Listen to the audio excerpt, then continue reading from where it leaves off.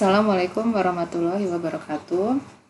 Materi kali ini kita akan masuk ke pembahasan bagaimana cara melakukan simulasi Monte Carlo. Nah, metode Monte Carlo itu pada dasarnya kita aplikasikan kalau kita memiliki sebuah sistem yang mengandung unsur yang menunjukkan adanya peluang dalam perilaku sistem tersebut. Jadi dasar dari simulasi Monte Carlo ini adalah suatu percobaan pada unsur peluang atau yang bersifat probabilistik dengan menggunakan pengambilan sampel secara acak ya, atau pembangkitan bilangan acak. Nah, karena algoritma ini memerlukan pengulangan ya atau repetisi dan perhitungannya juga mungkin bisa dikatakan juga cukup kompleks, maka metode Monte Carlo ini tidak bisa kita andalkan perhitungannya atau simulasinya kita lakukan secara manual ya. Jadi kita perlu menggunakan komputer di dalam melakukan simulasi Monte Carlo. Kemudian metode Monte Carlo ini juga bisa kita katakan sebagai metode alternatif yang bisa memberikan solusi dari suatu problem matematis yang misalkan susah kita pecahkan atau tidak bisa kita turunkan secara analitik ya. Jadi kalau solusi analitiknya tidak mudah kita peroleh, maka kita bisa mencoba alternatifnya dengan melakukan simulasi. Nah, sebagai ilustrasi ilustrasi dari simulasi Monte Carlo, misalkan kita mau menghitung atau mengaproksimasi nilai pi. Jadi pi ini kan adalah konstanta matematika yang erat kaitannya dengan lingkaran ya. Misalkan ketika kita mau menghitung luas lingkaran ini kan bisa kita hitung dengan rumusnya adalah pi r kuadrat, di mana r ini menyatakan jari-jari lingkaran. Ya. Jadi kalau kita gambarkan dalam koordinat kartesius, ya misalkan lingkarannya berpusat di titik 00.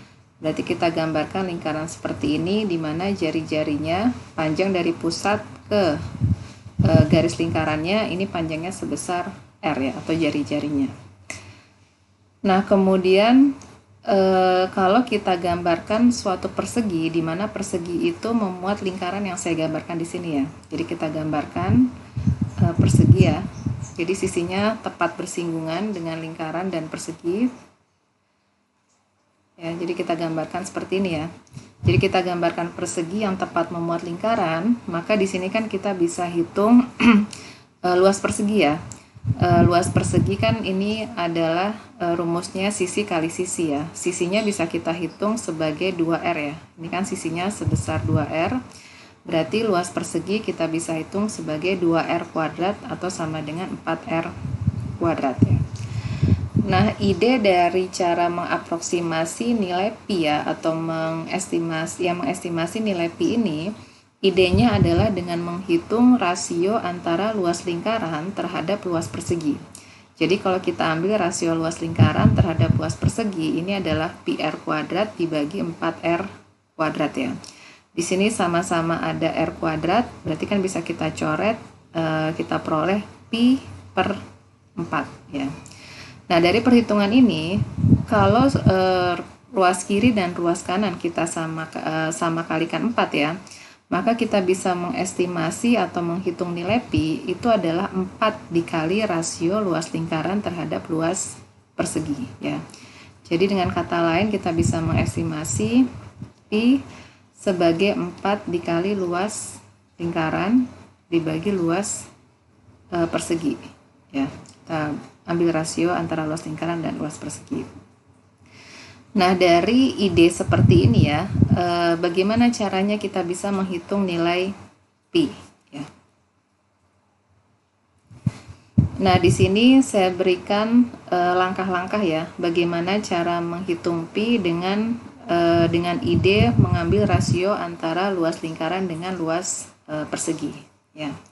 Nah, pertama yang kita lakukan adalah kita ambil sampel titik X dan Y secara acak pada bukan lingkaran satuan tetapi pada persegi ya. pada persegi satuan artinya persegi ini memiliki sisinya sepanjang 1 ya, dan persegi ini berpusat di titik 0. Jadi sama seperti gambar yang sebelumnya saya berikan ya. Jadi kita punya persegi. Kalau sebelumnya kan panjangnya adalah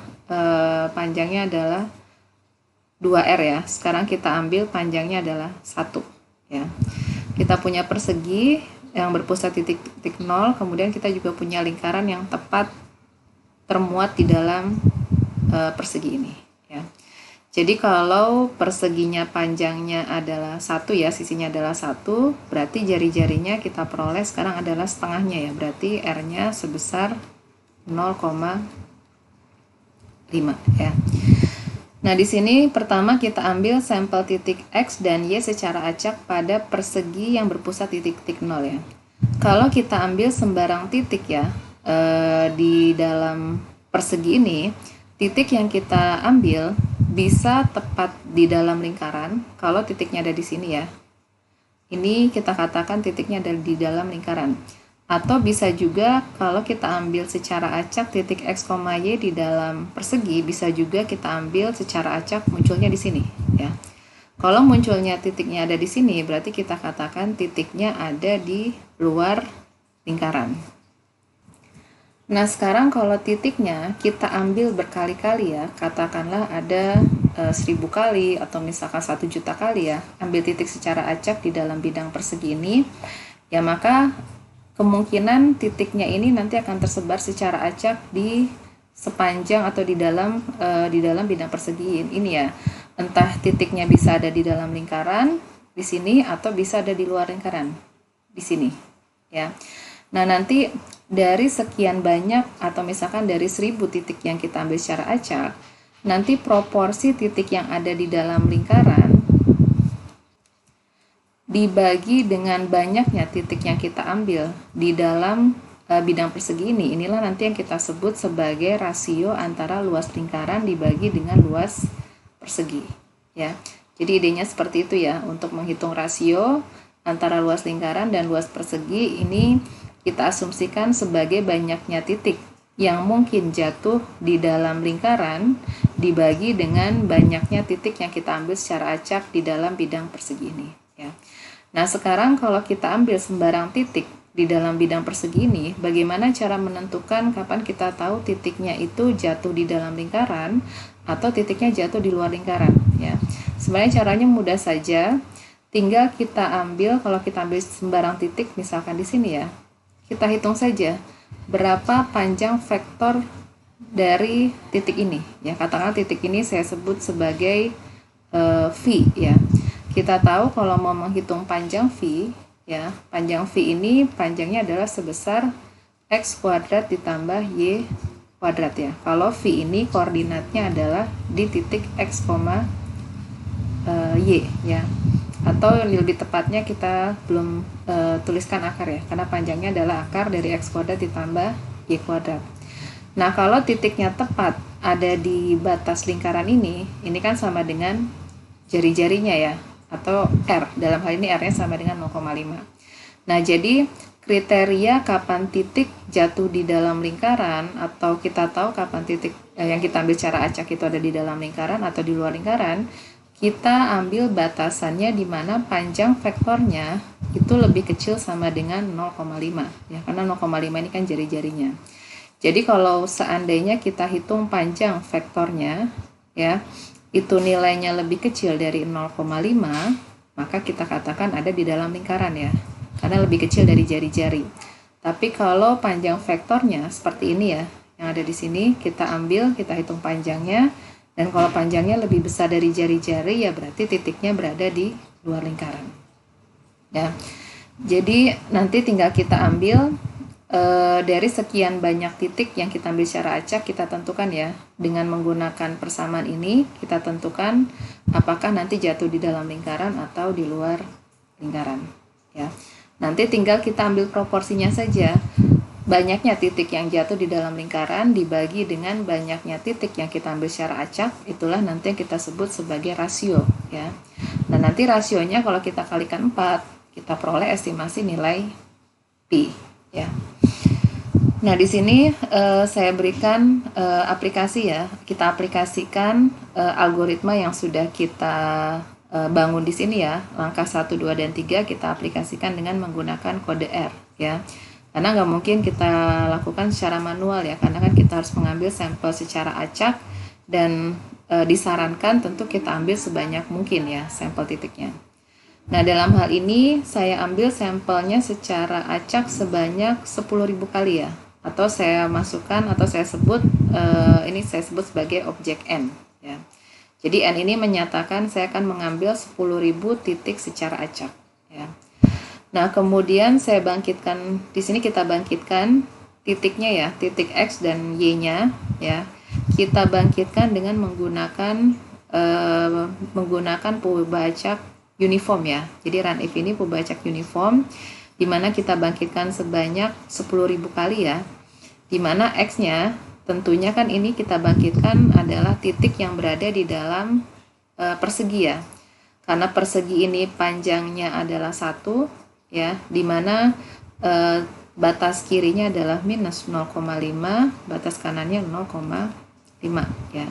Jadi kita ambil atau kita bangkitkan bilangan acak uniform ya dengan rentangnya di antara minus 0,5 sampai 0,5. Begitu juga dengan Y, kita bangkitkan pembacak uniform dengan batasan yang sama ya, karena ini adalah bidang persegi. Oke, kemudian kalau kita sudah bangkitkan 10.000 koordinat X dan Y ya, kita tentukan ya, apakah titik yang kita bangkitkan di dalam bidang persegi ini ya, kita tentukan apakah jatuh di dalam lingkaran atau di luar lingkaran ya. Caranya kita gunakan rumus yang ini ya, sama kita gunakan rumus yang ini, X kuadrat ditambah Y kuadrat, kalau lebih kecil sama dengan jari-jarinya, maka kita katakan di dalam lingkaran ya. Tapi kalau ternyata lebih besar, ya berarti itu jatuh di luar lingkaran. Jadi nanti kalau kita running baris ini ya, kode R baris ini, nanti ini isinya adalah dalam lingkaran ini merupakan vektor yang panjangnya 1000 ya, panjangnya 1000 dan isinya adalah vektor logika ya. Jadi isinya true atau false. Jadi kalau kondisi ini terpenuhi ya, berarti dia nanti jadi true ya. Kalau benar lagi true. Kalau salah, kondisi ini salah, titiknya artinya di luar jari-jari ya, lebih besar dari jari-jari, berarti nanti akan memberikan nilai false ya. Dan ini adalah vektor di mana panjangnya atau panjang vektornya sebanyak 10.000 ya. Jadi seperti ini nanti. Nah, kemudian untuk menghitung rasio, idenya adalah kita hitung ada berapa proporsi atau berapa jumlah data ya atau jumlah titik yang berada di dalam lingkaran ya, atau dengan kata lain kalau kita pandang vektor ini, menghitung banyaknya titik yang jatuh di dalam lingkaran sama saja dengan menghitung banyaknya nilai true di dalam vektor ini ya. Jadi kalau saya ambil nilai sum dalam lingkaran, artinya menghitung jumlah nilai true ya. Kita hitung nilai jumlah true, kemudian dibagi dengan N, banyaknya percobaan atau banyaknya titik yang kita bangkitkan, inilah yang kita sebut sebagai rasio antara luas lingkaran dibagi dengan luas persegi ya. Kemudian kita kalikan 4, inilah nanti yang kita peroleh sebagai estimasi atau aproksimasi nilai Pi ya. Jadi kalau kita hitung berdasarkan simulasi ini ya, kita ambil 10.000 bilangan acak, kita peroleh aproksimasi Pi-nya adalah 3,1576 ya. Ya mungkin bisa dikatakan cukup mendekati ya, karena kan nilai Pi itu kan 3,14 sekian ya. Nah, di sini kita coba gambarkan ya, hasil tadi data yang kita simulasikan ya, kita menggunakan ggplot ya.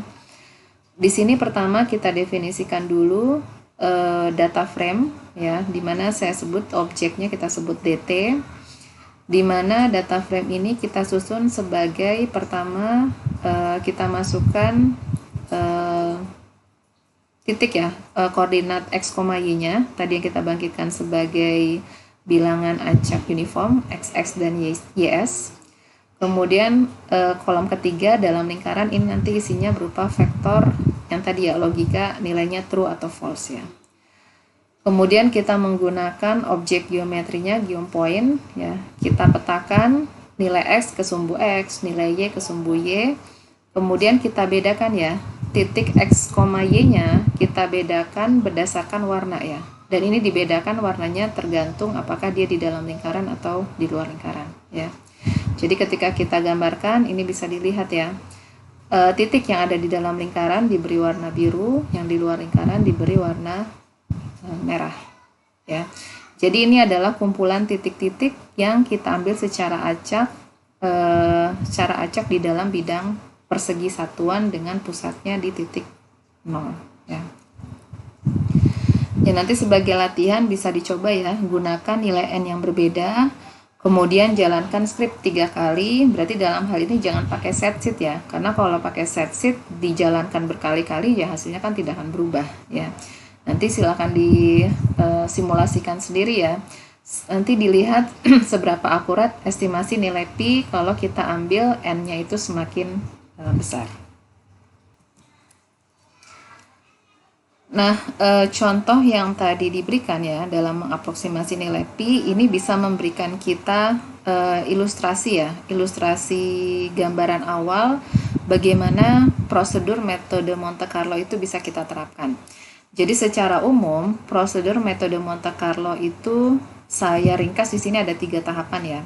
Pertama, kita ambil sampel dari input variabel acak ya.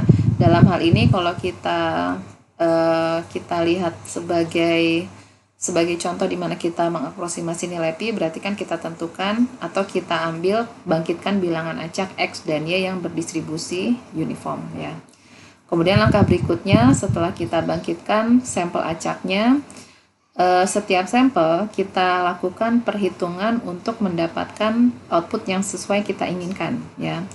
Kalau aproksimasi nilai pi, output yang kita inginkan kan kita ingin menentukan apakah titiknya ada di dalam lingkaran atau di luar lingkaran ya. Dan di sini saya beri catatan karena sifat input yang bersifat random, maka outputnya juga pasti akan berupa variabel random juga ya.